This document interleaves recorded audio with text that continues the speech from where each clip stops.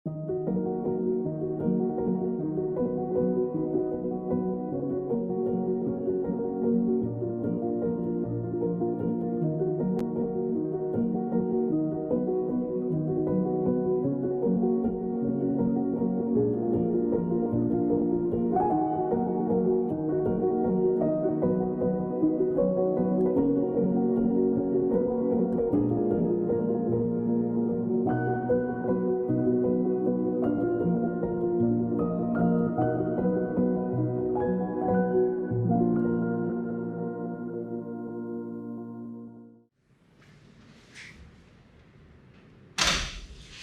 guys.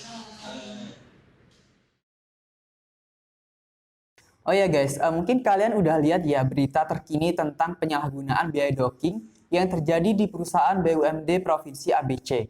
Nah, menurut kalian gimana sih kasus itu terjadi dan langkah apa saja sih yang mungkin kita bisa lakukan untuk mengungkapkan kasus tersebut?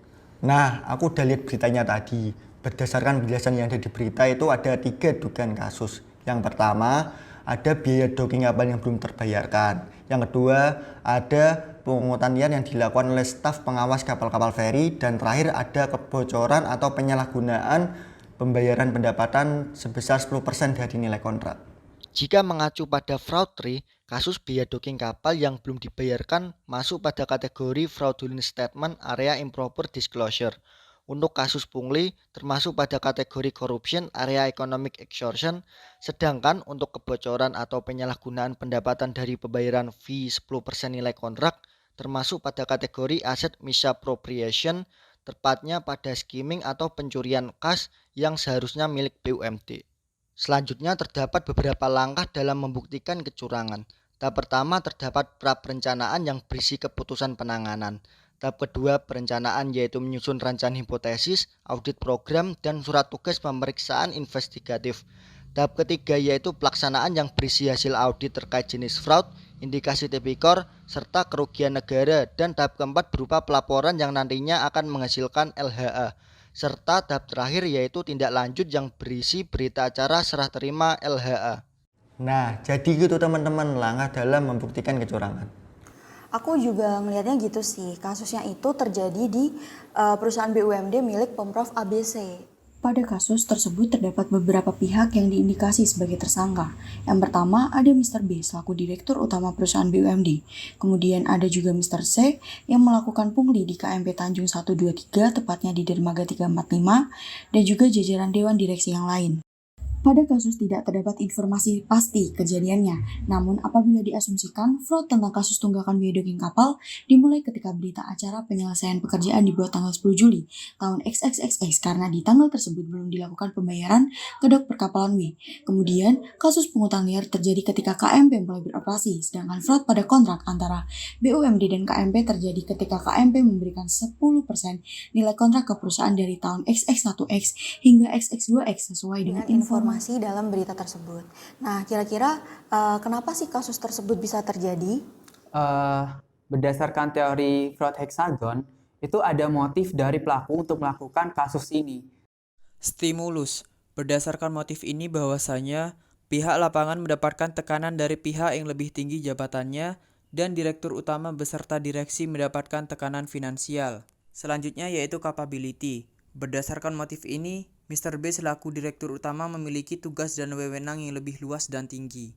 Kemudian motif kolusi, bahwasanya Mr. B melakukan kerjasama dengan para direksi perusahaan untuk melakukan tindakan fraud.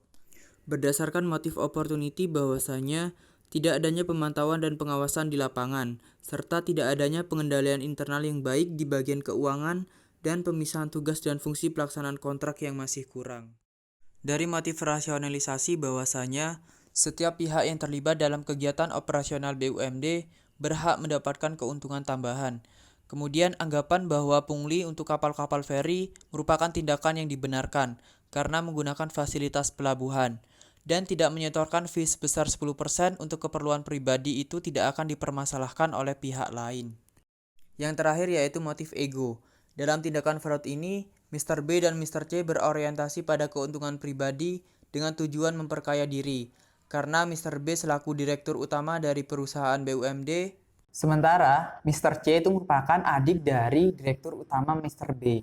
Nah, bener tuh. Kalau dari awal kejadian kasusnya, Biaya docking kapal telah dibayarkan oleh Satker Perhubungan Darat Provinsi ABC, namun pihak BUMD tidak menyetorkan kepada Dok Perkapalan W sebagai pihak penyedia docking sehingga terjadi tunggakan biaya docking.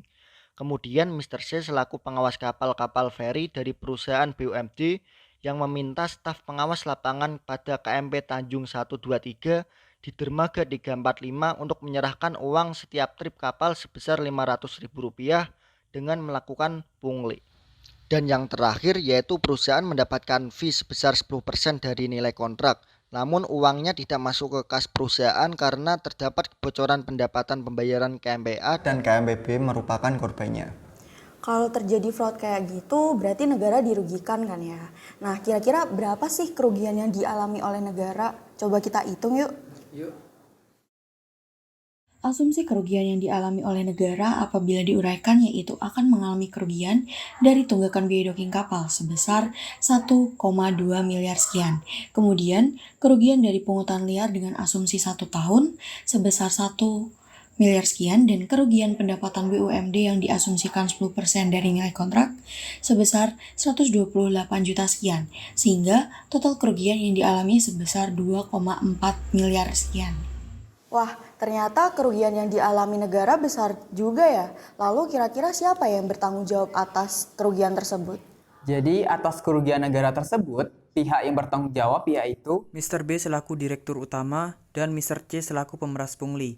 Selain itu, Direksi BUMD juga turut bertanggung jawab karena tindakan fraud tersebut berkaitan langsung dengan tugas dan wewenang direksi selaku pejabat di perusahaan BUMD. Terus apa sih tanggung jawab auditor dalam mengungkapkan kasus tersebut? Kalau membahas kasus ini, tanggung jawab auditor adalah laksanakan pemeriksaan investigatif guna mengungkap adanya indikasi fraud berupa tunggakan biaya docking, pungutan liar, dan kebocoran pendapatan perusahaan BUMD yang menyebabkan kerugian yang diterima BUMD setidaknya sebesar 2,4 miliar sekian.